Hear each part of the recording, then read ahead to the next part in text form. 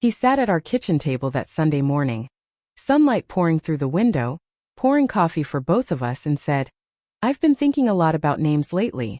If we have a boy, maybe Luca. A girl, definitely Elena, after your grandmother." He smiled the way he used to when we first moved in together, like the future was something bright we could hold in our hands. I smiled back, heart full.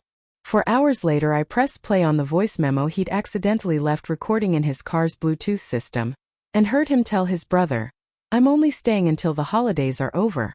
Kids? No way. I can't do this forever. She deserves someone who actually wants the whole package, but I'm not that guy. My name is Camila. I'm 36, a middle school counselor in Denver, Colorado. Marcus and I have been married 9 years. We bought a narrow Victorian house in the Highlands neighborhood the year we turned 30, painted the nursery a soft sage green just in case, and filled the backyard with raised garden beds we tended together every spring. For a long time we were the couple that hosted Thanksgiving, that took the same annual hiking trip to Crested Butte, that still left each other little notes in lunch bags and coat pockets. People told us we made marriage look easy. The baby conversation had been quiet for a while. We tried naturally for 2 years, then one round of IVF that didn't take. After that we both said we were okay pausing, focusing on travel, on enjoying the life we already had. But every few months the topic would surface again, usually from me, and he'd nod thoughtfully, say things like, "I'm warming up to it," or "Let's revisit next year." I took those words at face value. I thought patience was love. Lately he'd been distant in small, cumulative ways. Late nights catching up on emails in the home office.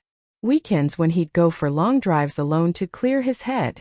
Sex became rare, then mechanical, then something we both avoided. When I asked if everything was okay, he'd pull me close and promise it was just work stress, that we were fine, that he loved me more than ever. I wanted so badly to believe him that I ignored the ache in my chest. That Sunday he'd gone to help his brother move some furniture across town. He'd connected his phone to the car system to play a podcast, but somehow the voice memo app stayed open and recorded the entire 40-minute call on speaker. When he got home he tossed his keys on the counter, kissed my forehead, and went to shower. The car was still running in the driveway because he'd forgotten his gym bag in the back seat.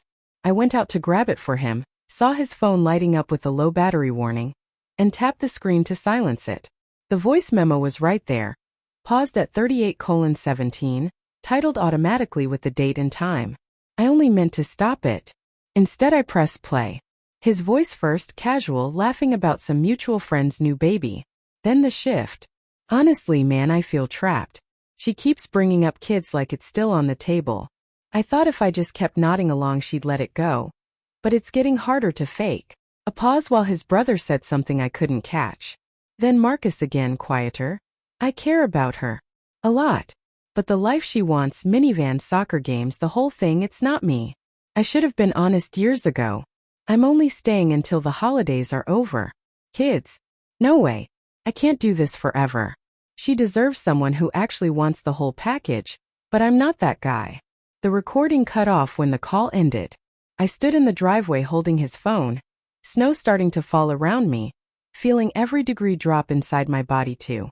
When he came downstairs in sweatpants, towel drying his hair, I was sitting at the kitchen island with the phone between us and the memo playing on speaker for the second time.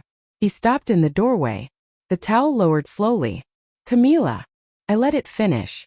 The silence after was louder than any argument we'd ever had. He didn't deny it. Didn't rush to explain. He just pulled out the chair across from me and sat, looking suddenly exhausted. "How long have you felt this way?" I asked. He rubbed his face.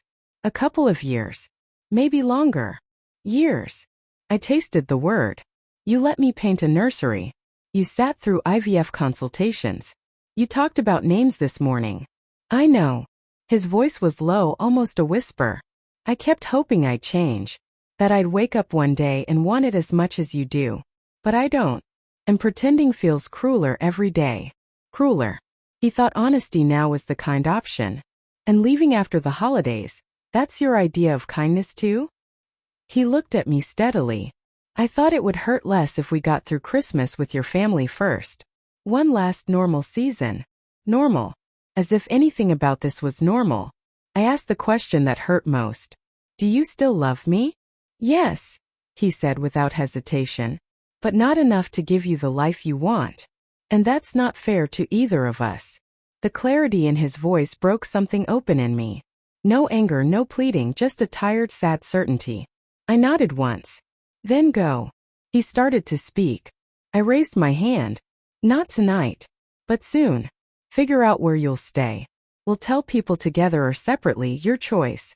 But this house, this dream, it's mine now. He moved out 3 weeks later, into a small loft downtown near his office. We divided things calmly, almost gently. I kept the house, the dog, the garden beds.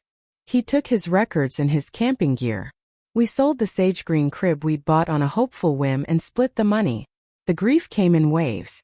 Some days I walked through the empty nursery and sobbed. Others I ripped out the carpet myself, painted the walls a bold terracotta, turned it into a reading room with plants and soft lighting. Friends circled close.